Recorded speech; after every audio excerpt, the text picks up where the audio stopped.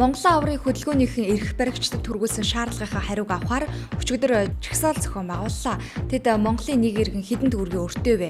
Ядуурлаас хизээ бүх нийтээр гарах вэ? Монголдо хүн шиг амьдрах өдөр хизээ вэ гэсэн асуултыг эрх баригчдад өмнө нь хөрвүүлжээ. Өчигдөр 12 цаг 30 минутанд хариулт авах эцсийн хугацаа байсан байна.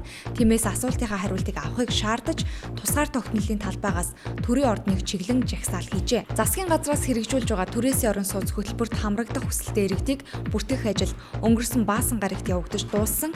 Түрээсийн орон сууц хөтөлбөрийн хүрээнд Улаанбаатар хотод нийт 350 айл өрхийг хамруулах учиртай. Гэтэл энэ тооны 5% буюу 17 орон сууцыг хөгжлийн бэрхшээлтэй иргэдэд хуваарлжээ.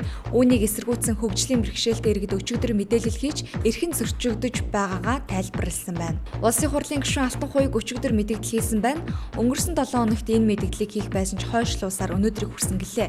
Тэрээр монголчууд маань 2 сарын дараа сонголтоо хийн. Өнөөдөр хаврын чуулган эхлэн ийм хариуцлагатай цаг үед ард түмэндээ анхааруулж мэдэгдэхээс өөр аргагүй ийм нөхцөл байдал хүрсэн учраас та бүхэндээ хандан мэдэгдэж байна гэжээ.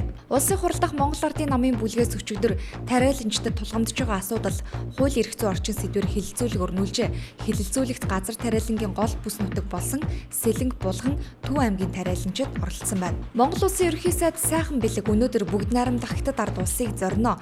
Тэрээр 2016 оны 4-р сарын 5-аас 8-ны өдрүүдэд бүгд найрамдах Хятад ард улсын засаг захиргааны онцгой бүс Хонконг зохиогдох Азийн хөрөнгө оруулалтын чуулга уулзалтанд үндсэн илтгэгчээр оролцох юм а. Шийдвэр гаргах төвшөнд эмэгтэйчүүдийн оролцоо сэдвт үндэсний чуулган өчигдөр соёлын төвөргөнд боллоо. Энэ чуулганд улсын хурлын эмэгтэй гишүүд болон бүх шатны иргэдийн төлөөлөгчдийн хуралд сонгогдсон ажиллаж байгаа эмэгтэйчүүд, төрийн бус байгууллага, хэвлэл мэдээллийн байгууллагууд, Монгол улсын хөгжлийн асуудлуудаар харилцан санал солилцох, эмэгтэйчүүдийн улс төрийн оролцоог нэмэгдүүлэх чиглэлээр гарч байгаа сайн туршлагыг харилцан солилцсон байна.